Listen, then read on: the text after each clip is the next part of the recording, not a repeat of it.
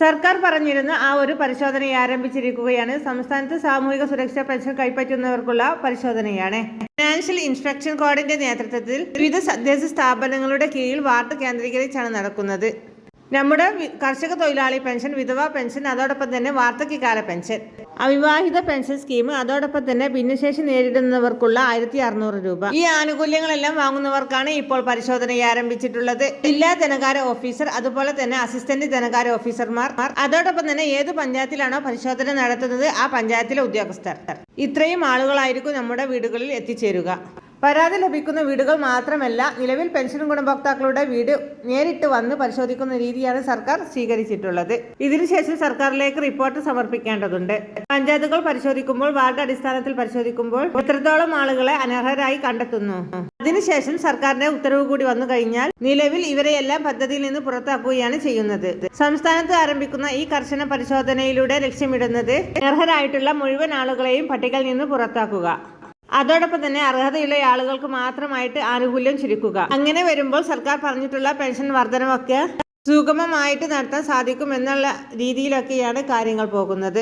Pension പരിശോധനയിൽ കഴിഞ്ഞ ദിവസം ഉദ്യോഗസ്ഥർ പരിശോധിച്ചപ്പോൾ നിലവിൽ ഇരുനില വീട്, അതും 2000 സ്ക്വയർ ഫീറ്റിന് മുകളിലുള്ള വീട്, അതോടൊപ്പം തന്നെ നിലവിൽ ഗുണഭോക്താവിനും ഗുണഭോക്താവിന്റെ മക്കൾക്കും നിലവിലുള്ള സ്ഥലത്തിന്റെ വിസ്തൃതി അത് 2 ഏക്കറും 2 ഏക്കറിന് മുകളിലും ഉണ്ടോ എന്ന് പരിശോധിക്കുന്നുണ്ട്.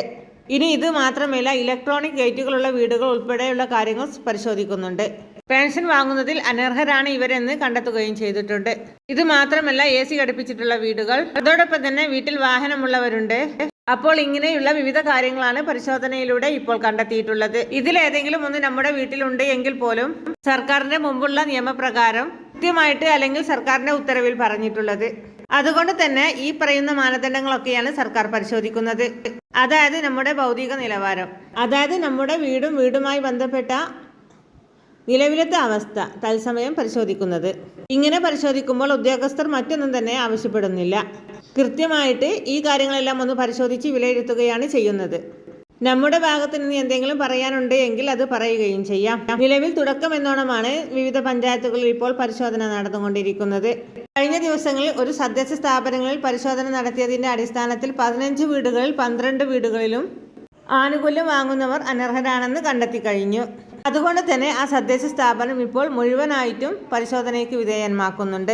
അതുമാത്രമല്ല, ഇത് എല്ലാ ജില്ലകളിലേക്കും വ്യാപിക്കുകയും എല്ലാ ജില്ലകളിലെയും തദ്ദേശ സ്ഥാപനങ്ങളെല്ലാം കേന്ദ്രീകരിച്ചെല്ലാം പരിശോധന നടത്തുന്നതുമായിട്ടുള്ള പ്രധാന നിർദ്ദേശങ്ങളായിരിക്കും ഇവർ സർക്കാരിന്റെ പക്കലേക്ക് സമർപ്പിക്കുക. സർക്കാരാണ് ഇതിന് അന്തിമ തീരുമാനങ്ങൾ എടുക്കേണ്ടത്. കൃത്യമായിട്ട് എല്ലാവരും തന്നെ ഒന്ന് ശ്രദ്ധിച്ചിരിക്കുക. കാരണം പെൻഷൻ അനർഹമായ മാർഗങ്ങളിലൂടെയാണ് നേടുന്നത് എങ്കിൽ, അതോടൊപ്പം തന്നെ വീട്ടിൽ മറ്റു പെൻഷൻ ആനുകൂല്യങ്ങളോ മറ്റു വരുമാന സ്രോതസ്സുകളോ അതുപോലെ തന്നെ സാമ്പത്തികമായിട്ട് ഉയർന്ന ഭദ്രതയുള്ളവരാണ് എങ്കിൽ പെൻഷൻ പദ്ധതിയിൽ നിന്ന് സ്വയമേ മാറുന്നതിനുള്ള പദ്ധതിയും ഉണ്ട് എന്നുള്ള കാര്യം ഓർമ്മിപ്പിക്കുന്നു. ഈ കാര്യങ്ങൾ എല്ലാവരും തന്നെ ഒന്ന് ശ്രദ്ധിച്ചിരിക്കുക. സംസ്ഥാന സർക്കാരിന്റെ പുതിയ ബജറ്റിൽ ക്രമീകരിച്ചിട്ടുള്ള പെൻഷൻ ശുദ്ധീകരണം സംസ്ഥാന സർക്കാർ ആരംഭിച്ചിരിക്കുകയാണ്. വളരെ പ്രധാനപ്പെട്ട ഒരു അറിയിപ്പാണ് ഈ വീഡിയോയിലൂടെ ഷെയർ ചെയ്തിട്ടുള്ളത്. ഇതുപോലുള്ള അറിയിപ്പുകൾ എത്തുവാൻ വേണ്ടി ഈ ചാനൽ സബ്സ്ക്രൈബ് ചെയ്യുക, ഫോളോ ചെയ്യുക.